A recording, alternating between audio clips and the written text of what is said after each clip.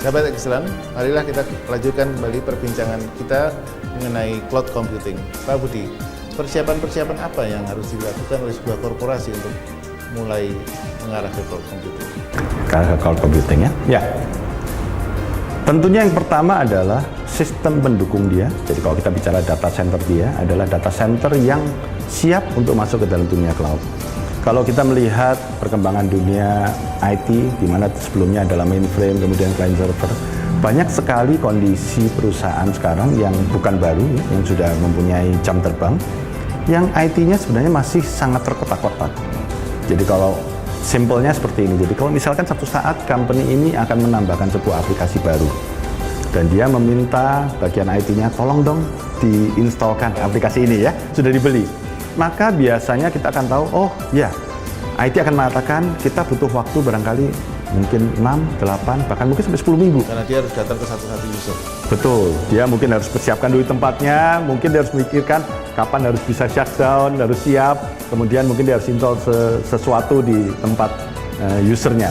Dan itu adalah kondisi yang umum sekali. Ya. Orang IT bilang, wah seperti itulah, begitu ya. Sehingga pada saat bisnis mengatakan, kalau tadi kita katakan bisnis sudah siap dengan semua infrastrukturnya, dia mengatakan, saya mau go sekarang, orang IT-nya bilang, jangan dulu. Tunggu dulu, saya nggak siap, begitu ya. Nah itu yang kendala yang ada, sangat silo, sangat terkotak-kotak. Sehingga yang kita perlu lakukan adalah bagaimana membuat sebuah infrastruktur yang mampu menjadikan kalau kita mengimplementasikan sebuah aplikasi baru, bukan lagi minggu, bahkan mungkin jam, atau kalau perlu menit. Ya. Nah itu adalah yang diperlukan. Nah konteks atau data center yang seperti ini itu adalah sesuatu yang tentunya memerlukan beberapa hal. Biasanya kita akan bicara dengan pertama bagaimana semua barang yang ada di dalam data center itu bisa terhubung satu dengan yang lain dengan mudah. Dan kemudian setelah data center ini atau produk yang ada di dalamnya bisa terhubung dengan mudah, yang biasanya terdiri dari, kita bicara tentunya server yang pertama ya, kemudian ada storage, kemudian kita bicara dengan koneksinya, kita butuh network, dan tidak lupa adalah bagaimana kita mempunyai juga satu software untuk memanage semuanya ini, begitu ya. Nah itu adalah yang pertama harus kita lakukan. Kita tahu bahwa ini harus bisa terkoneksi dengan baik, dan juga kalau sudah terkoneksi dengan baik, bagaimana juga kalau kita ingin melakukan satu provisioning, itu istilahnya mungkin gampangnya kita mau implementasi sebuah aplikasi lah, begitu ya. Kita bisa melakukannya dengan cara kalau bisa mungkin hanya klik satu button sudah semua selesai, begitu ya. Diharapkan seperti itu. Nah, itu adalah istilah yang sering atau katakan kondisi yang sering dikenal sekarang dengan istilah converged infrastructure. Jadi sebuah infrastruktur, sistem infrastruktur yang converge, bukan lagi menyebar sehingga terkotak-kotak, tetapi kalau bisa sebuah kotak saja, di mana antara satu dengan yang lain bisa terkoneksi dengan baik, yaitu istilah teknisnya barangkali interoperable-nya baik, sehingga kalau kita melakukan provisioning, dia bisa dilakukan dengan waktu mungkin menit, sangat gampang. Nah, itu adalah hal yang sangat diperlukan di dalam membangun sebuah data center untuk cloud. Nah, bagi mereka yang sudah memiliki sistem yang masih terkotak-kotak yang tadi, jalan seperti apa yang harus ditempuh untuk bisa menuju ke sana? Jalan yang perlu ditempuh ya, ya tentunya tidak bisa dengan sesegera mungkin dia harus melakukan masuk ke apa yang dikatakan dengan converged infrastructure seperti itu.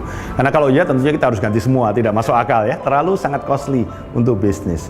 Maka biasanya ada sebuah perjalanan yang perlu dilakukan.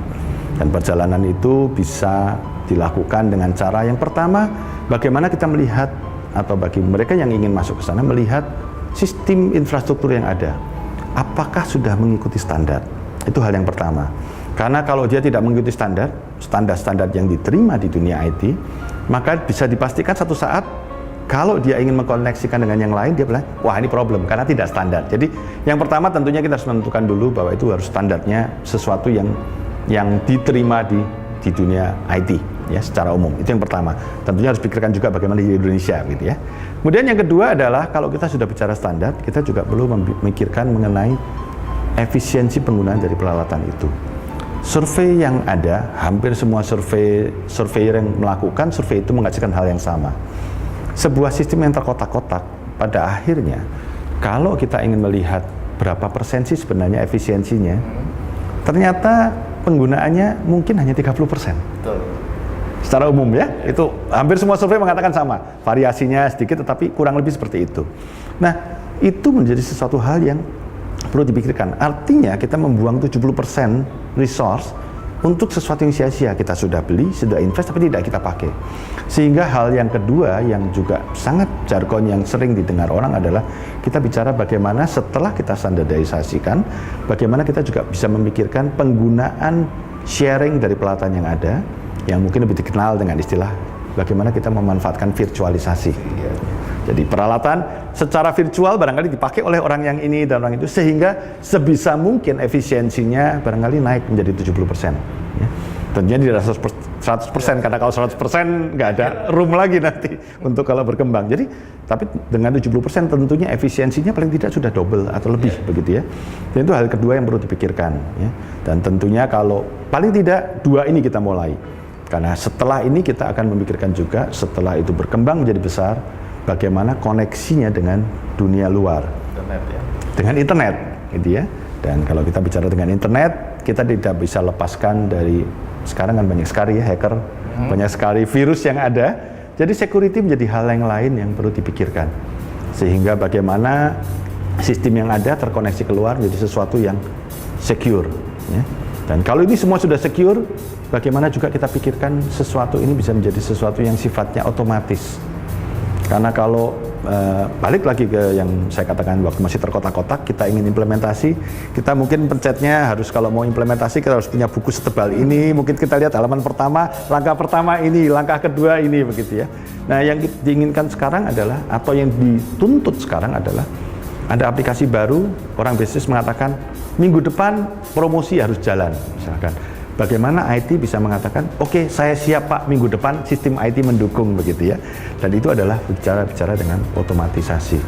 Dan itu adalah tiga hal utama. Jadi kita bicara dengan standarisasi, virtualisasi, termasuk dengan security-nya, dan kemudian kita bicara dengan otomatisasi. Itu menjadi tiga dasar sebelum kita masuk ke dalam satu data center yang siap untuk cloud. Baik, sahabat Excellent. Seperti tadi sudah dibukakan oleh Pak Budi bahwa untuk menuju ke cloud computing maka banyak langkah yang perlu dipertimbangkan. Jadi khususnya mereka yang masih terkotak-kotak dalam banyak aplikasi yang berbeda-beda dan peripheral yang berbeda-beda harus mulai ditata sedemikian mungkin agar bisa menjadi sistem yang lebih baik. Kita harus jeda sejenak untuk break komersial berikut ini.